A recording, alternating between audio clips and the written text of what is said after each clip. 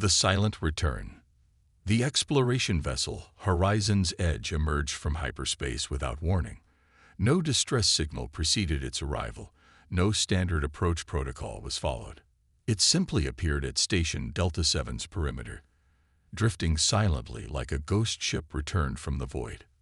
Station Commander Ilara Voss stood before the observation window, her four arms crossed in contemplation as she watched the vessel approach.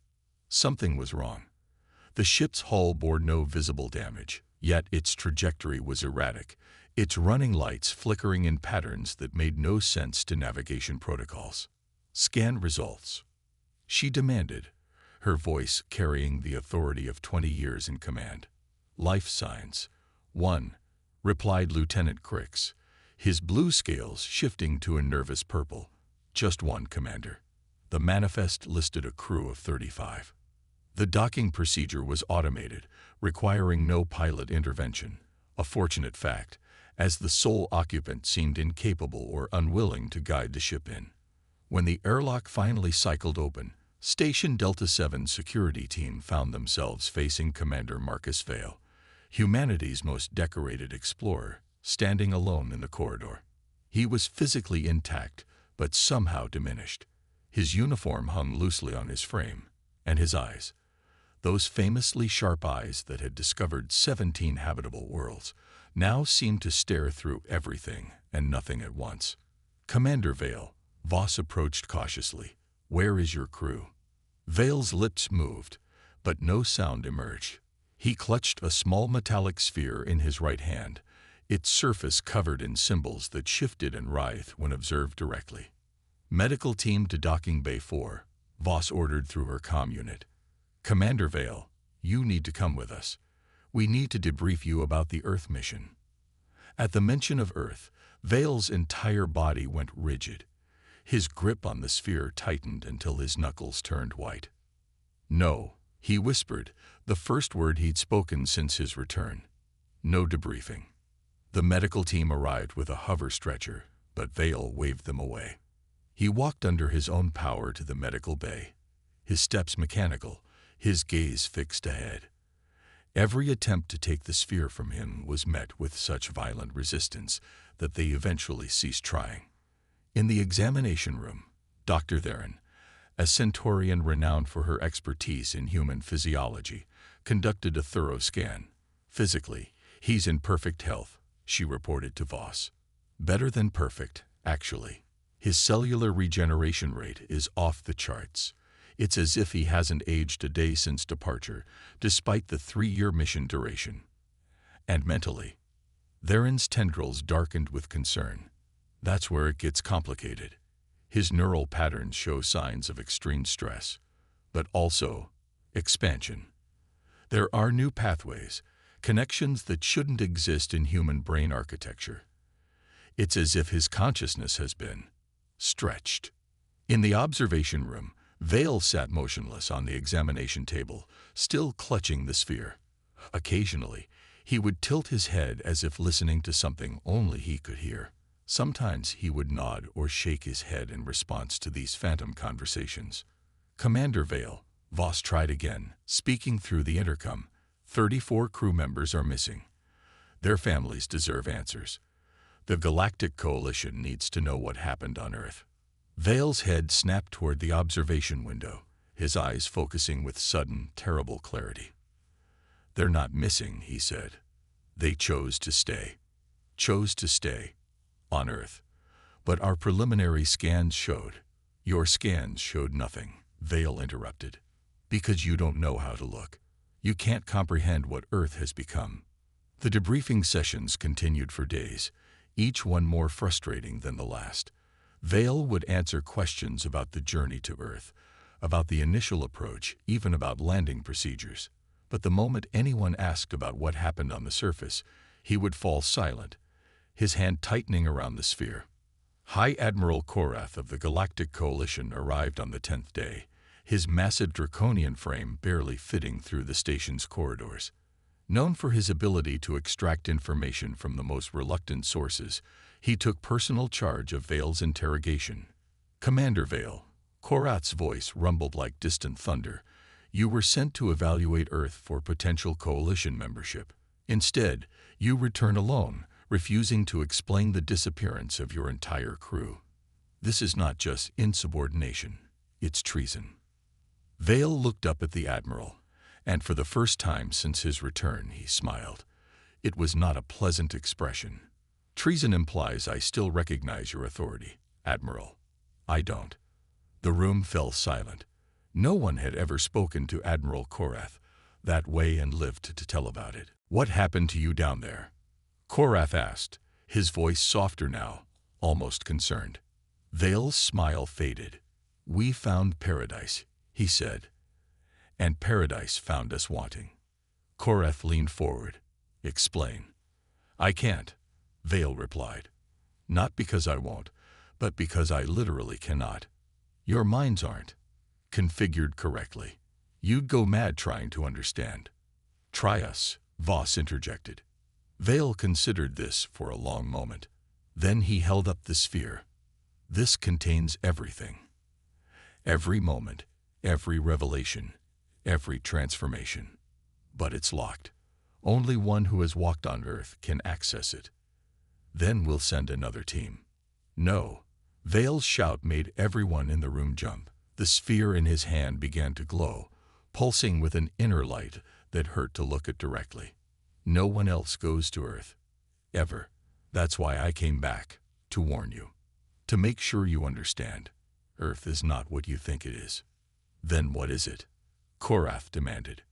Vale's eyes unfocused again, staring into some distant place only he could see. It's awake, he whispered. It's always been awake, and now it knows we exist. The sphere's glow intensified, and suddenly every screen in the medical bay flickered and died. When they came back online, they displayed not their normal readouts, but images, impossible images of landscapes that seemed to fold in on themselves, of skies with too many colors, of beings that were neither human nor alien but something else entirely. Earth is not a planet, Vale said, his voice overlapping with others, a chorus of the 34 missing crew members. It's a chrysalis. And humanity. Humanity was never a species. It was a cocoon. The images vanished as quickly as they had appeared. Vale slumped forward, exhausted, the sphere's glow fading to a dull shimmer. Quarantine Earth, he said, his voice barely audible. Mark it as a dead world. Destroy all records of its location. If you value the sanity of every species in the coalition, never go back. And then he fell silent, refusing to speak another word about what had happened on humanity's homeworld. The sphere remained clutched in his hand, its secrets locked away, its surface still writhing with symbols that no translation algorithm could decipher. In the following weeks, as the Galactic Coalition debated what to do about Earth, about Vale, about the missing crew, strange things began happening on Station Delta 7. Crew members reported dreams of impossible geometries. Sensors detected energy signatures that shouldn't exist. And sometimes, late in the station's night cycle, people would swear they could hear singing. 34 voices in perfect harmony, calling from somewhere beyond the stars. Commander Marcus Vale, the only soldier who returned from Earth, sat in his quarters, waiting. He knew they would try to force the truth from him eventually. He also knew that when they did, they would discover why some truths are better left unknown. The sphere in his hand pulsed once, a gentle reminder of the price of knowledge, and in the depths of space, Earth waited, patient and eternal, for the day when its children would finally understand what they truly were. The investigation deepens. 3 months had passed since Commander Vale's return, and the situation had only grown more complicated. Station Delta 7 had become the center of the largest crisis in Galactic Coalition history.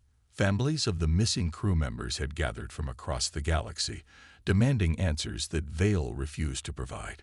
In the station's main conference room, High Admiral Korath faced a delegation of increasingly hostile relatives. A human woman, Dr. Sarah Chen, sister to the expedition's chief scientist, stood at the forefront, her eyes red from sleepless nights. My brother wouldn't just choose to stay without sending word, she insisted. James lived for his family. He had 2 children waiting for him. You're hiding something. Korath's scales shifted uncomfortably. Dr. Chen, we've been completely transparent. Transparent? She laughed bitterly.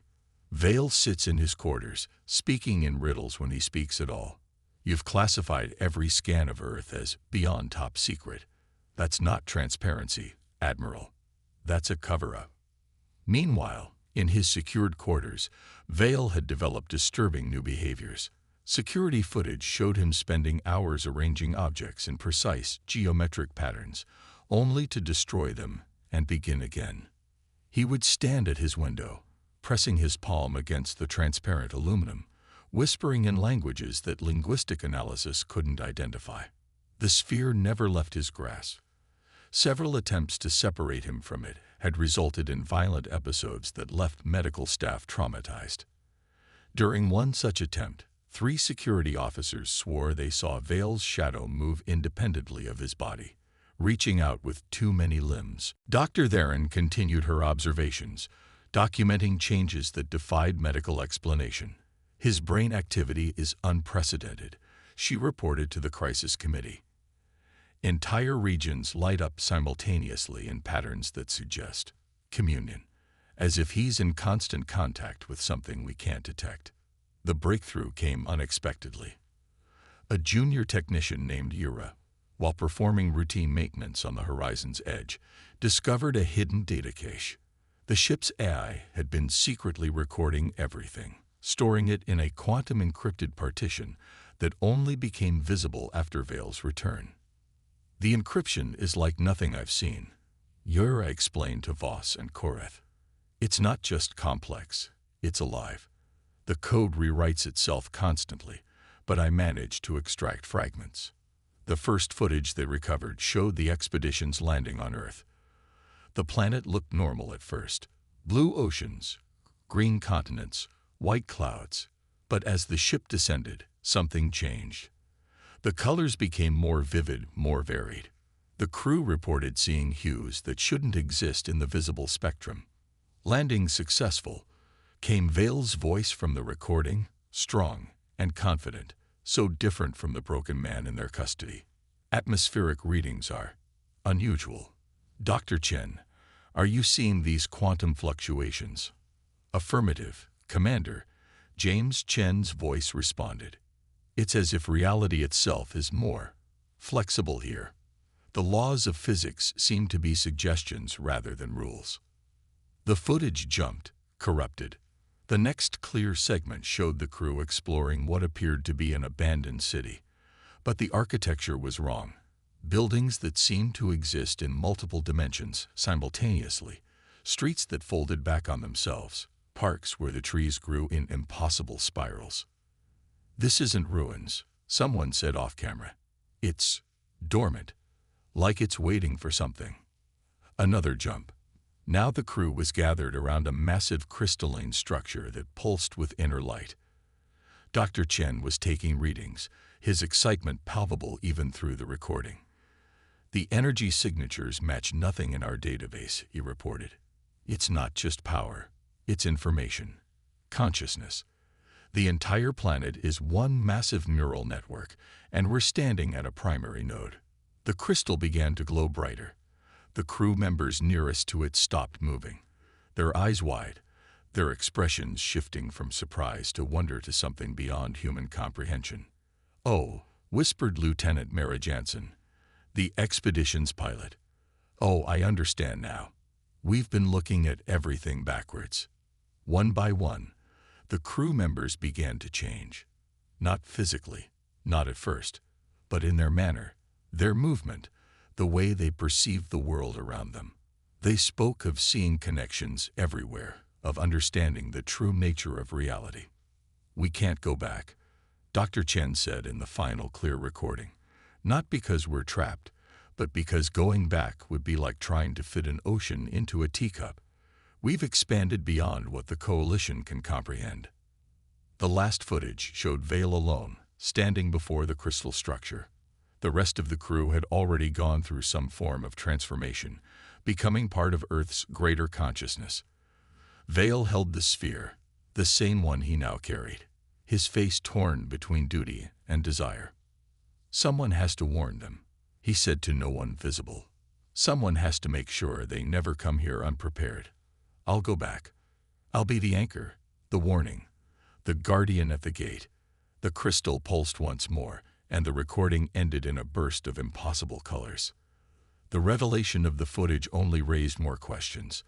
If the crew had achieved some form of transcendence, why couldn't they communicate normally? What was Earth's true nature? And most importantly, what danger did it pose to the rest of the galaxy? The Coalition's Science Division proposed increasingly desperate measures. Some wanted to send probes to Earth. Others suggested using long-range weapons to eliminate what they perceived as a threat. A faction even proposed using experimental mind-scanning technology on Vale, consequences be damned. Throughout it all, Vale remained silent, neither confirming nor denying what the footage showed. He simply sat in his quarters, holding the sphere, occasionally smiling at some private joke. The situation reached a critical point when strange phenomena began occurring throughout Coalition space. Ships reported navigational anomalies that led them in impossible loops. Colonies experienced mass-shared dreams of Earth's transformed landscapes. Some individuals began exhibiting abilities that violated known physics: telekinesis, precognition, matter manipulation. "It's spreading," Vale said during one of his rare moments of lucidity. "Earth's influence. The mere knowledge of its existence changes reality around it.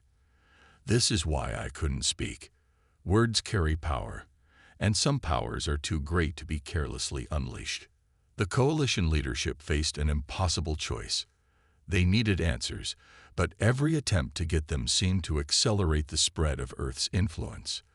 The families demanded action. The military demanded containment. The scientists demanded study. And in his quarters, Commander Marcus Vale waited, knowing that eventually they would have to make the one choice he had tried to prevent. They would have to look directly into the truth of Earth, and in doing so, doom themselves to understanding. The sphere in his hand pulsed steadily, like a heartbeat, counting down to an inevitable revelation. Earth's patience was infinite, but the Coalition's was running out. The truth unveiled. The Galactic Coalition High Council convened an emergency session, their decision chamber sealed against all external monitoring. 12 species, 12 perspectives, but only one question: what to do about Earth and the man who refused to explain its mysteries. High Admiral Koreth presented their options with military precision. "The Nexus Protocol," he announced, his voice resonating through the chamber. "Our most advanced mind probe technology. It's never failed to extract information, though the process is invasive." "You mean destructive," corrected Ambassador Tieth of the Ethereal Collective. "The subject's consciousness is often irreparably damaged." "We've exhausted all other options," Koreth countered. "The phenomena are spreading. 7 colonies have reported reality distortions. 3 research vessels have vanished attempting to approach Earth's system. We need answers." The vote was close but decisive. The Nexus Protocol would be implemented. When security arrived at Vale's quarters, they found him dressed in his formal uniform, the sphere resting in his open palm. "I knew you'd come to this decision," he said calmly. "But I have conditions." "You're in no position," Koreth began. "I'm in the only position that matters," Vale interrupted. "I hold the key to understanding Earth. Use your probe, and you'll destroy both the messenger and the message. But I'll cooperate voluntarily, if you agree to my terms." In the end, they had no choice. Vale's conditions were simple but strange. The procedure would take place in the station's botanical garden. He would keep the sphere with him, and exactly 34 witnesses would be present, 1 for each missing crew member. The garden dome was the station's crown jewel, a perfectly maintained ecosystem representing flora from 100 worlds. As the witnesses gathered, family members of the missing crew, selected officials, and scientific observers, Vale positioned himself at the center, beneath a massive Arcadian tree whose crystalline leaves chimed softly in the recycled breeze. "Before we begin," Vale announced, his voice carrying clearly through the dome, "understand that what you're about to learn cannot be unlearned. Earth's truth is a one-way journey. Are you certain you wish to proceed?" Unanimous agreement, though some voices shook with uncertainty. Dr. Theron connected the neural interface, her tendrils trembling slightly. "This won't hurt," she assured Vale. "Pain isn't what I'm worried about," he replied, then closed his eyes. The sphere in his hand began to glow, pulsing in sync with the neural scanner. The witnesses leaned forward as holographic displays materialized, showing Vale's memories in vivid detail. They saw Earth as the expedition found it, not the blue marble of ancient records, but something far more profound. The planet's surface rippled like water, constantly shifting between states of matter and energy. Cities phased in and out of existence. Mountains flowed like rivers. The sky was a canvas of impossibilities. "Earth isn't a planet," Vale's voice narrated over the memories. "It's a cocoon. For 65 million years, it has been gestating, preparing." The memories showed the crew's first contact with Earth's consciousness, not through words or images, but through direct understanding. They learned that what they had always considered reality was merely the surface tension on an infinite ocean of possibility. "Humanity wasn't a species," Vale continued. "We were antibodies, guardians, the immune system of a cosmic entity preparing for metamorphosis. Every human who ever lived was part of this greater organism, though we never knew it."